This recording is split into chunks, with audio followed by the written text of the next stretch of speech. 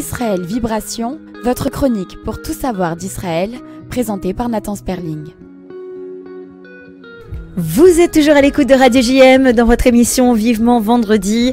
Vivement aussi son arrivée dans les studios. Je parle de Nathan Sperling. Bonjour Nathan, comment ça va ? Bonjour Sylvie, j'y suis toujours dans les studios. Il est là, mais on a toujours l'impression que vous êtes à la bourre. À chaque fois, on est en train de préparer des choses en dernière minute. Bon, je dis ça, mais c'est pas pour rien.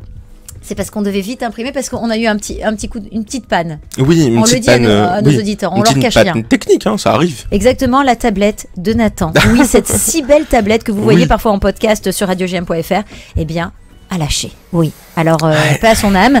Et du coup, on remercie Amy et Jordan qui ont été rapides pour tout imprimer. Voilà, sur... Les boss du game, comme on dit. Exactement. Alors, on va la refaire cette chronique et on va redémarrer directement. Bonjour Nathan, comment ça va ? Bonjour Sylvie, ça va très bien et vous ? Je vais très très bien, quand vous êtes là, bien entendu.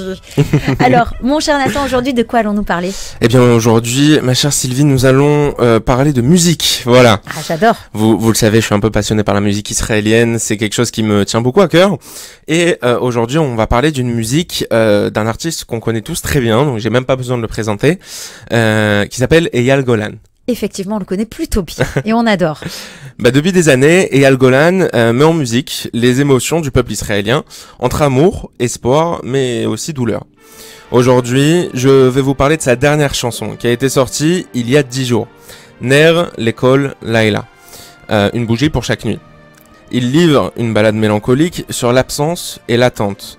Mais au-delà de son message initial, cette chanson prend un sens particulier, surtout aujourd'hui, alors que 3 otages israéliens et 5 otages thaïlandais ont été libérés hier. C'est une chanson dont je vais vous livrer tout simplement ma lecture, et vous l'écouterez juste après cette chronique pour mieux comprendre les paroles. Alors justement, c'est un texte qui fait écho justement au drame des familles d'otages, vous le disiez donc. C'est ça, puisque dès les premières paroles, la chanson évoque une disparition brutale, mais surtout une douleur indicible.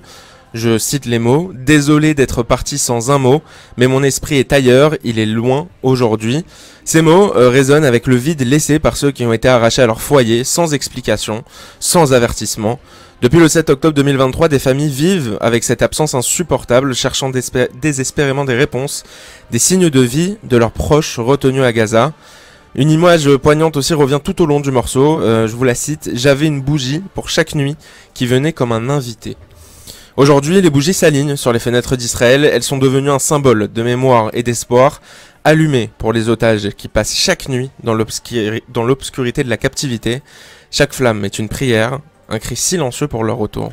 Une interprétation bouleversante, on pourrait même dire. Oui, et puis c'est quand même la force d'Eyal Golan, puisque c'est sa voix, habitée par l'émotion, qui transforme une peine intime en une douleur universelle.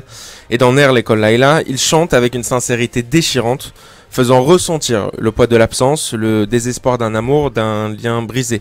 Et quand il dit « Parfois la nostalgie me frappe et me fait mal, elle frappe à toutes mes portes, envahit mes pensées », c'est tout le désespoir des familles d'otages qui s'expriment. Chaque jour, elles attendent des nouvelles, des réponses, un espoir, une libération même.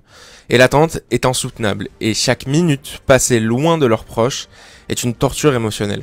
Une chanson qui résonne dans l'histoire d'Israël aussi, Nathan. Oui, puisque dans un Israël marqué par la tragédie, les chansons prennent parfois une signification nouvelle.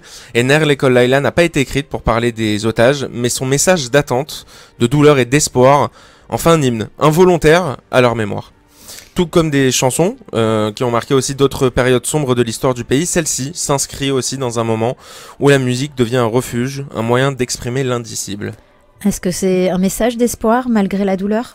Oui, puisque si Ner Lekol Laila parle de sa séparation et de chagrin, elle porte aussi une lueur d'espoir. Chaque bougie allumée, chaque note de musique, chaque parole murmurée rappelle que l'attente ne sera pas éternelle. Alors que la musique d'Eyal Golan touche des millions de personnes, elle nous rappelle une vérité essentielle. Tant que la lumière brille, l'espoir demeure. J'ai une dernière phrase à dire avant de finir cette chronique. N'oublions jamais les otages, ne les oublions pas.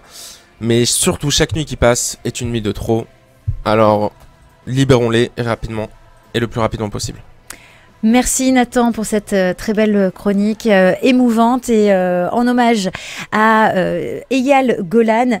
Alors d'ailleurs, on vient de m'envoyer une information. Israël a reçu la liste des otages devant être libérés samedi par le Hamas. Une source bien sûr de I24 News, I24 News précisément. Merci Jordan et merci mon cher Nathan de nous faire vibrer grâce à Israël et grâce à tous ces artistes israéliens. Est-ce qu'on a le droit à ce petit morceau directement sur Radio oui, bien GM? sûr, évidemment, je l'ai donné. Allez, c'est impeccable. Merci Amy et on se retrouve la semaine prochaine.